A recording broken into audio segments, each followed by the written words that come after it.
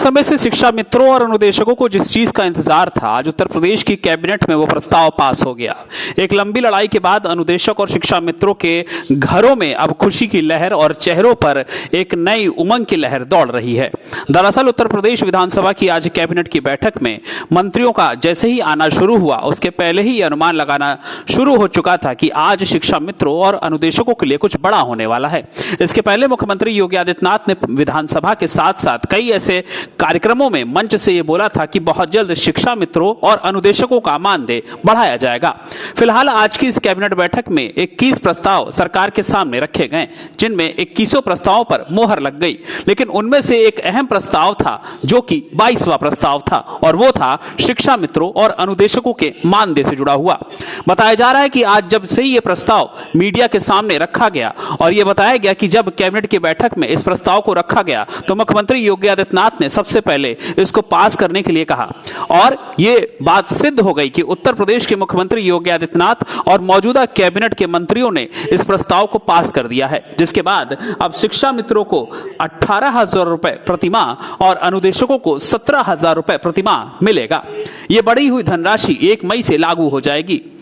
Cabinet की बैठक के बाद बेसिक शिक्षा मंत्री संदीप सिंह ने मीडिया से रूबरू होते हुए कहा कि उत्तर प्रदेश की कैबिनेट की बैठक में आज ये जो प्रस्ताव पेश हुआ, इसमें सबसे अहम प्रस्ताव वही था जिसका लंबे समय से शिक्षक वर्ग को इंतजार था। वो शिक्षक वर्ग जो लंबे समय से उत्तर प्रदेश की प्राथमिक स्कूलिंग को संभाले हुए है, अब उनको बढ़ा हुआ मानदेय मिलेगा।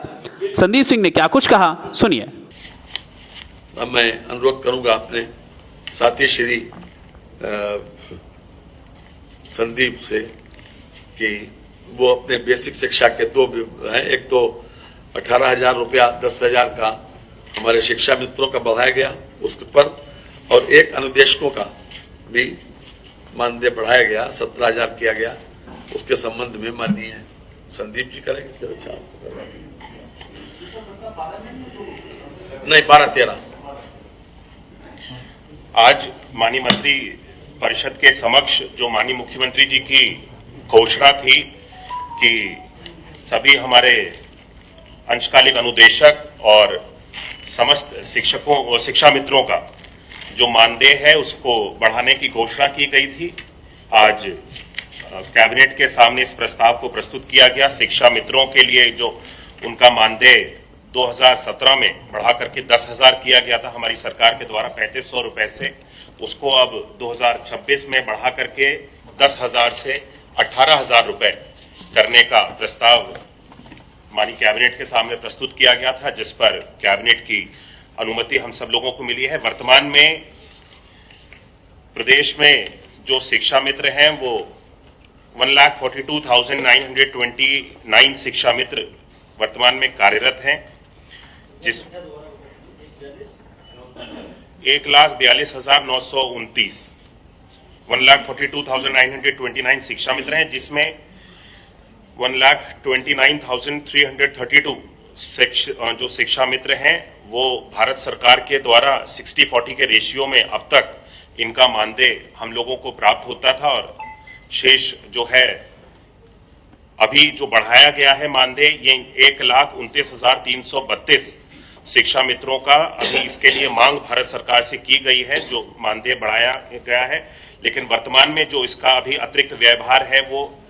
1,138.12 करोड़ का 1,29,332 शिक्षा मित्र जो भारत सरकार से समग्र शिक्षा के अंतर्गत जिनका 60-40 के रेशियो में हमको प्राप्त होता था मानदेय, अभी अतिरिक्त इनका व्यवहार 1,138.12 करोड़ का प्रदेश सरकार के द्वारा वर्तमान में वहन किया जाएगा। शेष इसके अलावा जो 13,597 शिक्षा मित्र हैं जो कि पूरी तरह से राज्य सरकार के द्वारा जिनका मानदेय दिया जाता है, राज्य सरकार के द्वारा जिनको नियुक्त किया गया है, इनके लिए अतिरिक्त जो व्यवहार है इनको 18,000 रुपए प्रतिमाह दिया जाएगा, और इसके लिए अतिरिक्त जो व्यवहार है वो 119.65 करोड़ का है। ये भी प्रदेश सरकार के द्वारा वहन किया जाएगा और 1 अप्रैल से इसको लागू किया गया है। और जो बढ़ा हुआ मानदेय है वो 1 मई को जब वेतन और मानदेय दिया जाएगा सभी समस्त शिक्षा मित्रों को, तो ये बढ़ा हुआ मानदेय 1 मई से 1 अप्रैल से लागू करते हुए 1 मई के जब इनको मानदेय जाएगा तो वो बढ़ा हुआ जाएगा। इसी मैंने आपको बताया कि अतिरिक्त व्यवहार जो है इसका 1138.12 करोड़, तो जो भारत सरकार से अभी तक हमको 60-40 के रेशियो में प्राप्त होता था,